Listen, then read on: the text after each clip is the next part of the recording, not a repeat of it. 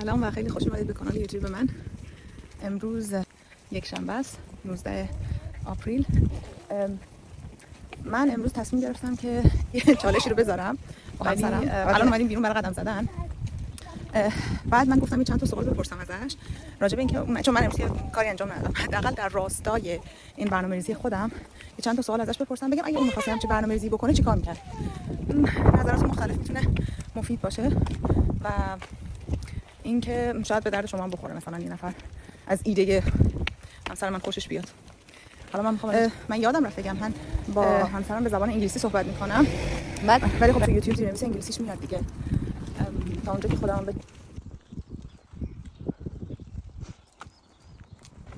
Hello husband. Husband. YouTube husband. Okay, I have some questions from you about planning. You know that I want to plan to get my PhD again.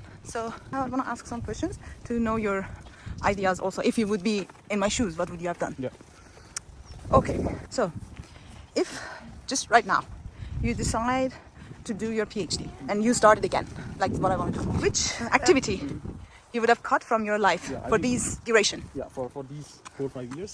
Not years. Imagine you want to plan for 6 months to get admission. To find a job, to find a PhD. Position is easy for me. It is quite easy. I will see in a week what are all the activities I am doing now. Imagine 10 activities are taking 80% of my time, and I list them, and then I will see which activities are which I can pause now and which are not very value adding at the moment. I will keep the activities. I will rank these activities, that which activities give me the most happiness, because we never ask ourselves if we are doing this. There are always like 20% of the activities which are giving us 80% happiness, and we are very happy. I will keep that 20%, and from the rest of the activities I will decide which I will pause, which are not very value adding at the moment or for this period of time, and then I will not do them. If you would have just 2 hours per day free, how would you manage that? Would you just study, or you would have start making connections with the professors, I don't know, different universities or whatever? I will first research that at this moment in this region how the people are getting their PhD positions. And then I will select only top 3-4 activities which I can do. Maybe it's just connection on LinkedIn, sending the private messages to the people who are at right position. So I will just search for my field how people are currently in this area finding out, and I just follow. Like we have a 9-month-old baby, and when the baby is crying or he's annoyed, or like imagine the house is very not organized or whatever, then how would you find your focus in that situation? I think for that I would like to find out a time when it's really possible without distraction. It could be the baby slept already, or in the morning he didn't wake up. So that would be the ideal time.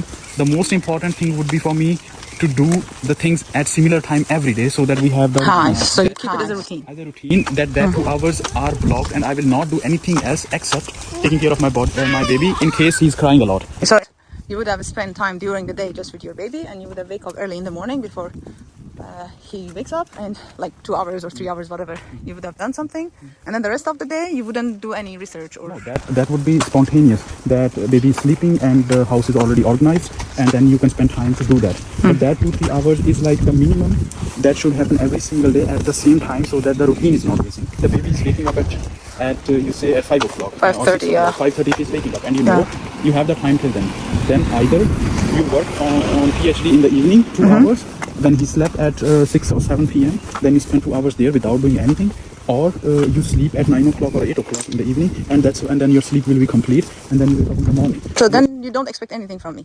When you're coming home at 7 o'clock, then I would tell you... Yeah, I will not expect anything. If I see... He said it right now in front of the camera. Let's continue. Don't stop here. Let's stop the video. Let's continue now. No, I'm not stopping it. You have to say it. No, it's recorded.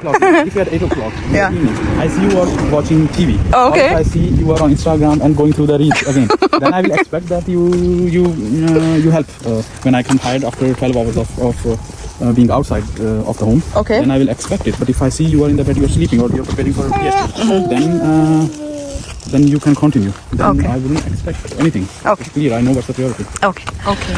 I think I have to give this guy milk. Okay. Give me. Yeah. Wait.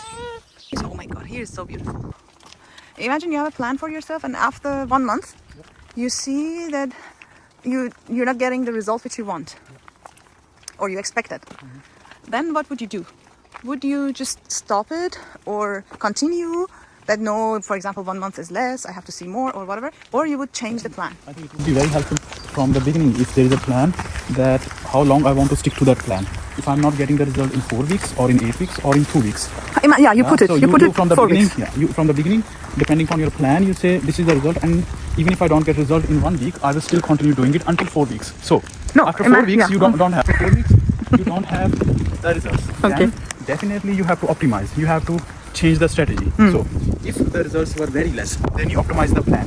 If the results were 0, then you have to completely change the plan, completely change the strategy, and challenge your thinking, because the first plan was based upon your thinking. And didn't that if I a small optimization or change will also not change.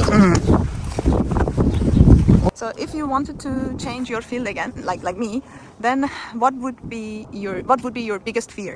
The biggest fear would be the ability not to learn something new. I think now it's not only you, everybody has to change their field, if not completely to some extent because of the AI and the digitalization. People have to learn new things, maybe related to their existing topic or field. But learning new things will not end from now onwards. Even if you got a job or anything you are doing, now every few months something new, software, AI models, it doesn't matter in which field you are, something new is coming. Now the changing technology, that's the reason I would say that it is not only you changing the field, a lot of people have to change, and the fear would be not able to learn newly, quickly, and not just one time but repeatedly. من سوالام دیگه تموم شد و دیگه باید بریم خونه. امروز مسابقه کریکت هست و خب همسر منم که دیگه کریکت به جان هندی ها بنده چی دیگه الان باید بریم خونه چون نمیخواد بشینه مسابقه ببینه. اینا سوالایی بود که من پرسیدم. شما باز اگه سوالی دارین که دوست دارین نظر یه نفر دیگه هم بپرسین، حالا یه نفری که اصلا ایرانی هم نیست و همین که کلا یک مغز بسیار برنامه ریزی شده داره، میتونین کامنت بذارین. اگه سوالی دیدم من میپرسم، خودم هم شاید نظر دادم و دوباره باهاتون به اشتراک میذارم. همین دیگه، تا ویدیو بعد. خداحافظ. بای بای. بای بای. تا ویدیو بعد. خداحافظ.